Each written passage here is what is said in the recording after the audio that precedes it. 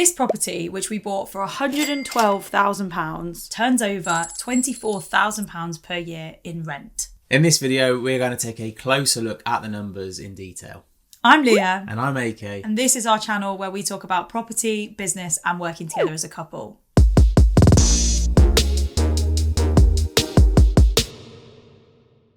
And we've never done this before. We've never shared the numbers on our property deals before. So we are very excited, but also a little bit nervous to share this with you. Yeah, there could be a lot of judgment. But this is exactly the kind of video that we would have found useful 3-4 years ago at the start of this journey. So this particular house was a 3-bed mid-terrace property that, if rented out as it was with no refurbishments, would have let for around £600 to £650 per month at the time. But this property was perfectly located right by a hospital, making it perfect for shift workers. Our advice from our mentor at the time was to team up with a local HMO specific contractor and transform the property into a 4-bed house of multiple occupancy. There was demand in the market for rented rooms, and this was our opportunity to put the theory we'd been learning into practice. So here's what we did to it. As you enter the property, we turned the first reception room into a bedroom with an ensuite. The second reception room then became the shared communal space for the house. The kitchen stayed in the same location, and the main entrance to the property was moved to the side. Then upstairs, we reconfigured the layout to create 3 double bedrooms, all with ensuites. So let's take a look at those numbers. Oh my God. You sound like you're doing a lottery. That was so cheesy. So let's take a look at those numbers. So let's take a look at the numbers. We purchased this property in 2020 for £112,000. The refurbishment cost was £43,000, which is much lower than it would be today. We didn't need to replace the windows, for example, which saved us a lot of money there. And also the prices of materials were at least 20% lower than they currently are in 2023 as we film this. Stamp duty land tax came to £3,360. Legal fees came to £1,200, and on this one we paid a sourcing fee of £6,000, meaning that the total cost to get into this deal was £165,560. Now, what made this particular deal even more tricky than it probably was going to be for our very first deal is that COVID had literally just hit. So this was March 2020, things were locking down, the world was going mad, and guess what?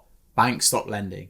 And we were first-time landlords, and so the banks basically laughed in our face, wouldn't give us any money. So we had two options. Those two options were don't do the deal, right?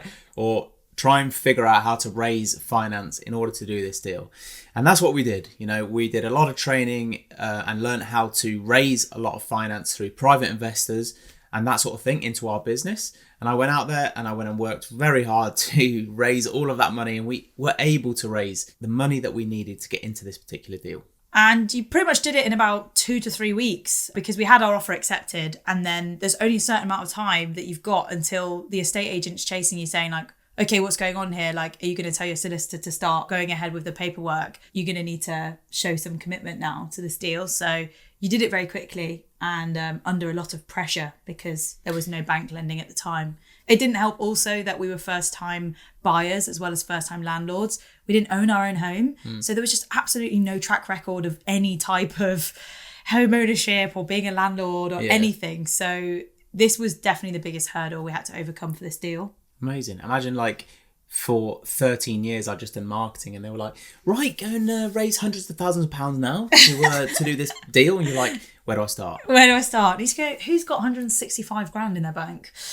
Anyway, did it. You did it. So once the property was renovated, we then took out a 25-year mortgage. And this was a 75% interest-only loan, which meant that the money the bank gave to us was secured against this newly refurbished property that revalued up to £160,000.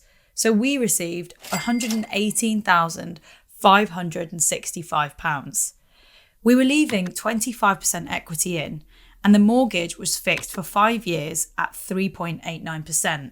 So this meant our monthly payments to the bank lender were, and still are, £384.38 per month. So what do we do with the 75% equity that we'd just drawn out? So we recycled that money into our next property and did the same thing again. So our property rents for £2,290 per month. But the thing with owning an HMO is that you, the owner, have to pay all the bills. So average bills vary, of course, with the seasons, but right now, in an energy crisis, we're seeing on average costs of around £500 per month for all the bills. So that includes internet, council tax, water, gas, electricity costs too. And sometimes it's even more than that. Management fees for the property cost us 10% of the rent per month. So this is £229 per month for this particular property.